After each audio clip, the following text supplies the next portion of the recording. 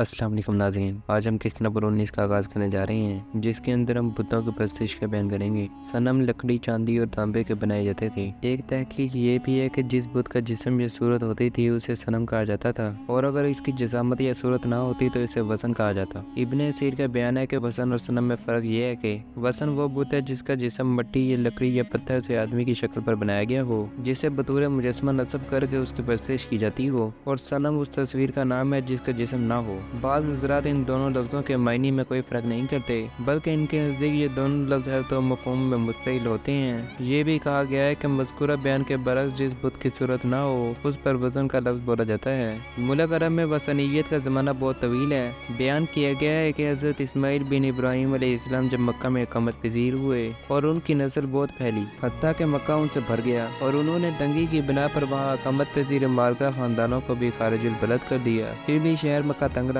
اور ان میں باہم دشمنیاں پھیل گئیں اور جنگیں برپا ہوئیں، اور ایک نے دوسرے کو وہاں سے نکال باہر کیا تو وہ تلاشی روزگار میں دوسرے شہروں میں جا بسے۔ ان تارکین مکہ میں بتوں اور پتھروں کی پرستش کا یہ داعیہ پیش آیا ہے کہ مکہ سے جو شخص بھی کسی دوسرے شہر کا رخ کرتا، وہ مکہ سے محبت اور حرم کی عظمت کی مناسبت پر حرم کا ایک ایک پتھر اگاڑ کر اپنے ساتھ لے جاتے، اور جہاں کہیں یہ لوگ اقامت پذیر ہوتے وہاں اس پتھر کو رکھ دیتے۔ پھر حرم کے عشق و محبت اور کعبہ کی نسبت سے نیک پالی کے طور پر ان پتھروں کا اسی طرح طواف کرنے لگے جس طرح خود کعبہ کا کیا کرتے تھے۔ پھر وہ حضرت ابراہیم و اسماعیل علیہ السلام کی یادگار کے طور پر کعبہ اور مکہ کی عظمت و احترام کو ملحوظ خاطر رکھتے ہوئے وہاں جا کر حج و عمرہ ادا کرنے لگے۔ مرور زمانہ سے ان لوگوں نے اپنے آبائی طریقے کو بھلا دیا اور اپنی طرف سے جسے چاہا اسے پوجنے لگے۔ انہوں نے ابراہیم و اسماعیل کا مذہب بالکل بدل ڈالا اور نیا مذہب اختیار کر لیا۔ بس وہ سب باتیں بھلا کر بتوں کی پرستش کرنے لگے اور پہلی مسخ شدہ قوموں کے مسلک پر چل پڑے۔ نوح علیہ السلام کی قوم ورثہ میں ملی ہوئی بقیہ یادگاروں کی جس طرح پرستش کرنے لگی تھی اسی طرح یہ لوگ بھی کرنے لگے۔ ان لوگوں میں ایسے لوگ بھی تھے جو حضرت ابراہیم و اسماعیل علیہ السلام کے زمانے کے باقی معجزہ مسلک پر قائم تھے۔ وہ بیت اللہ کی تعظیم و احترام کرتے، اس کا طواف کرتے، وہاں حج و عمرہ ادا کرتے، مگر اس کے ساتھ ہی انہوں نے ان عبادات میں اپنی طرف سے نئی نئی باتیں بھی داخل کر لی تھی۔ سب سے پہلا شخص جس نے حضرت اسماعیل علیہ السلام کے دین میں تبدیلی کی اور اس غرض سے کہ بتوں کے مجسمے بنا کر نصب کیے اور صاحبہ وسیلہ، بحیرہ اور حامیہ کے مشرکانہ اور جاہلانہ رسموں پر رواج کیا، وہ عمرو بن ربیعہ تھا، اور ربیعہ کا نام لہی بن حارثہ بن عمرو بن عامرہ زدی تھا۔ وہ خزاعہ کا باپ تھا، اور عمرو بن لہی کی ماں کا نام فہیرہ بنت عمرو بن حارث تھا، اور حارث ہی کعبہ کے انتظامات کا متولی تھا۔ جب عمرو بن لہی بالغ ہوا تو اس نے حارث سے کعبہ کی تولیت کے بارے میں جھگڑا کیا اور مقام بنی اسماعیل میں قبیلہ جرہم سے جنگ کر کے ان پر فتح حاصل کی اور انہیں کعبہ سے بے دخل کیا اور مکہ سے خارج البلد کر دیا۔ پھر ان کے جانے کے بعد بیت اللہ کے حج سے متعلق تمام امور کا متولی بن بیٹھا۔ پھر وہ شدید مرض میں مبتلا ہو گیا۔ اسے لوگوں نے مشورہ دیا کہ ملک شام کے شہر بلقا میں گرم پانی کا ایک چشمہ ہے، اگر تم وہاں جاؤ تو صحت یاب ہو جاؤ گے۔ بس اس نے وہاں پہنچ کر اس چشمے کے پانی سے غسل کیا اور صحت یاب ہو گیا۔ اس نے وہاں کے لوگوں کو بتوں کی پرستش کرتے دیکھا تو پوچھا، یہ بت کیا ہیں؟ انہوں نے کہا کہ ہم ان کے واسطے سے بارش اور دشمن پر غلبے کی دعا مانگتے ہیں۔ اس نے ان سے کہا کہ مجھے بھی ان میں سے کچھ دے دو۔ انہوں نے دے دیے۔ یہ اسے مکہ لے آیا اور اسے کعبہ کے باہر گاڑ دیا۔ ایک روایت ہے کہ انہوں نے اسے ایک بت دیا تھا جس کا نام حبل تھا، چنانچہ اس نے مکہ میں لا کر کعبہ میں رکھ دیا۔ اس طرح یہ سب سے پہلا بت تھا جو مکہ میں رکھا گیا۔ ہشام مورخ کا قول ہے، مجھ سے کلبی نے اور ان سے ابو صالح نے، ان سے ابن عباس نے روایت کی ہے کہ نبی کریم صلی اللہ علیہ وسلم نے فرمایا، مجھے دوزخ دکھائی گئی، اس میں نے عمرو یعنی عمرو بن لہی کو دیکھا۔ یہ ایک پستہ قد، سرخ رنگ، کرنچی آنکھ والا شخص تھا جو دوزخ میں اپنی آنکھوں کو کھینچ رہا تھا۔ میں نے پوچھا، یہ کون ہے؟ مجھے بتایا گیا کہ یہ عمرو بن لہی ہے۔ یہی وہ شخص ہے جس نے سب سے پہلے عرب میں بحیرہ، وسیلہ، صاحبہ اور آئمہ اور حامیہ کی مشرکانہ رسمیں جاری کی تھی اور اس طرح دین ابراہیم علیہ السلام کو بدل ڈالا تھا اور عرب کو بت پرستی کی تبلیغ کی تھی۔ قرآن کریم میں ان 5 باتوں کا ذکر آیا ہے جنہیں نوح علیہ السلام کی قوم پوجا کرتی تھی۔ حضرت نوح علیہ السلام نے بارگاہ رب العزت میں عرض کیا، اے میرے پروردگار، میرے ان امتیوں نے ہمیشہ میری نافرمانی کی اور ان کی پیروی اختیار کی جنہیں خود ان کے اموال و اولاد نے بغل خسارے کی اور کوئی فائدہ نہیں پہنچایا، اور انہوں نے حق کے خلاف بہت بڑا مکر بنایا اور اپنے متابعین کو ترغیب دی کہ اپنے خداؤں کو ہرگز مت چھوڑنا، تم اپنے بتوں ود، سوا، یغوث، یعوق اور نصر کی عبادت کو بالکل ترک نہ کرنا۔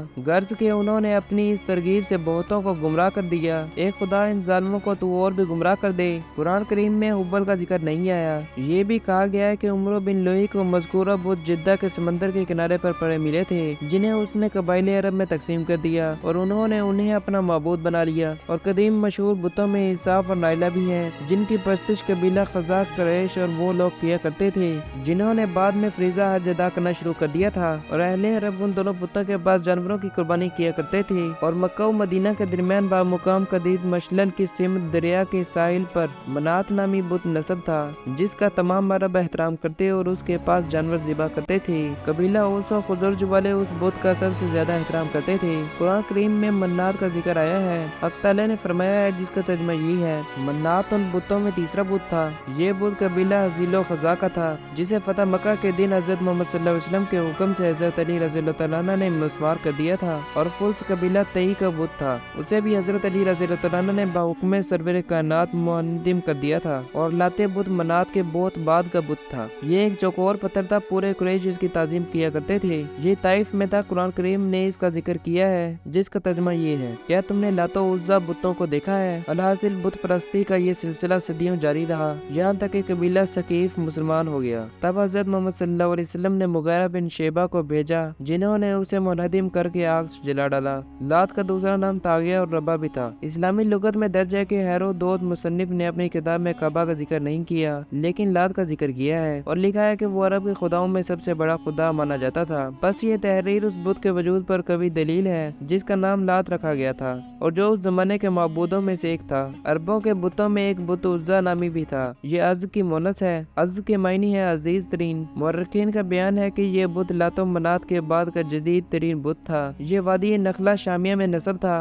कुरैश के नजदीक ये सबसे बड़ा बुत था। अहले कुरैश इसकी ज़ियारत को जाते उसके सामने हदिया पेश करते और उसके पास जानवरों की कुर्बानी करके उसकी कुर्बत हासिल करते थे। इब्ने हबीब ने कहा है कि उज़्ज़ा एक दरख्त का नाम है, जिसके पास एक बुत नस्ब था, जिसे गुतफाने कबीला वाले पूछते थे। कुरान करीम की आयत ज़ेल में इन बुतों का जिक्र आया है, जिसका तर्जुमा ये है, क्या तुमने लातो उज़्ज़ा और तीसरे और आखिरी बुत मनात को देखा है? मुद्दतों उज़्ज़ा की इस तरह पस्तिश जारी रही कि हक़ ताला ने अपने पैगंबर सल्लल्लाहु अलैहि वसल्लम को भेजा। हज़रत मोहम्मद सल्लल्लाहु अलैहि वसल्लम ने कौम के सामने उज़्ज़ा और दूसरे बुतों की मज़म्मत बयान फरमाई और अरब को उनकी पस्तिश से मना फरमाया। और कुरान करीम ने भी बुतों के मुतालिक यही बातें बयान की। ये अमर कुरैश पर बहुत शाक गुजरा। एक वाक़या ये पेश आया है कि उसी ज़माने में अबू हैया सईद बिन आसिब बिन उमैया बिन अब्दुशम्स बिन अब्द मनाफ मर्ज़ुल मौत में मुब्तला हुआ, तो अबू लहब उसकी इयादत को उसके पास आया। उसने अबू हैया को रोते हुए पाया। अबू लहब ने दरियाफ्त किया, ए अबू हैया, क्यों रो रहे हो? क्या मौत के डर से रो रहे हो? हालांकि वो तो जरूर आकर रहेगी। कहा, नहीं, बल्कि इसलिए रो रहा हूँ कि मुझे अंदेशा है कि शायद मेरे बाद उज़्ज़ा की पस्तिश न की जा सकेगी। इस पर अबू लहब ने कहा, तुम्हारी जिंदगी में उज़्ज़ा की पस्तिश सिर्फ तुम्हारी वजह से नहीं हो रही थी और न तुम्हारे मरने पर तुम्हारे बाद इसकी इबादत सतर्क हो सकेगी।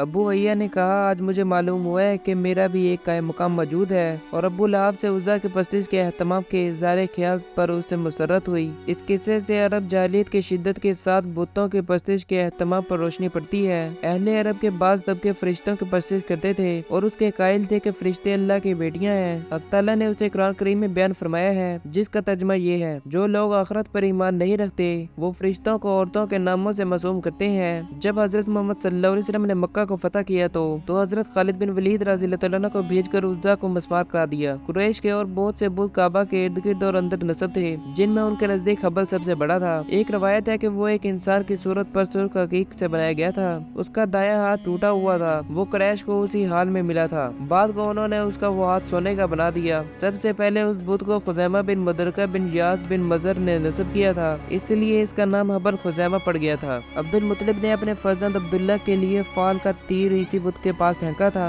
काबा के पास नस्ब शुदा दूसरे बुत असाफ और नाइला भी थे। जब हजरत मोहम्मद सल्लल्लाहु अलैहि वसल्लम फतह मक्का के दिन काबा में दाखिल हुए तो आपने मस्जिद बैतुल्ला से सब बुतों को बाहर निकलवा कर आग में जला दिया, जिनकी तादाद 360 थी। उन्हीं में मनाफ नामी बुत भी था। अलावा अजीम मक्का के हर घर में एक एक बुत पड़ा हुआ था, जिसकी उस घर वाले इबादत किया करते थे। उनमें से जब कोई सफर का इरादा करता तो घर से रुखसत होते वक्त उसका आखिरी अमल ये होता था कि वो उस बुत को छूता था, और जब सफर से वापस आता तो सबसे पहला उसका काम ये होता था कि उसे वापस आकर छूता था। अहले अरब जिन पत्थरों को हरम काबा के इर्द गिर्द नस्ब करते थे, उनका नाम इंसाब रखते थे। उनके घरेलू बुतों के नाम ये थे, जुल खलसा, साद, जुल कफ़ाइन, जुल शर्रा, अकेसर, सुएब, अमाइनस, असाहिन, अशहल, अवाल, बाजिर, बजा, बाईम, बवाना, तईम और जरेश था। बुतप्रस्त कुफार मौत के बाद दोबारा जिंदा उठाए जाने के मुनकिर हैं। बाज़ अरब तबके तनासख यानी दुनिया ही में रूहों की जगह बाद दीगरे मुख्तलिफ जिस्मों में मुंतकिल होते रहने और इंसान के मसक होकर दूसरी हैयत में बदल जाने के कायल हैं। ये लोग अक्सर अमराज को जिन्नों की तरफ मंसूब करते हैं और बाज़ इन जिन्नों की भी इबादत करते हैं। इन वाक़यात से ये वाज़ेह हो गया है कि अरबों के मुतअद्दिद माबूद थे। आज की वीडियो का इख्तिताम हम यहीं पर करते हैं, और जिसने हमारे चैनल सब्सक्राइब नहीं किया वो सब्सक्राइब कर ले ताकि हमारी ऐसी वीडियो देखने में मिलती रहे।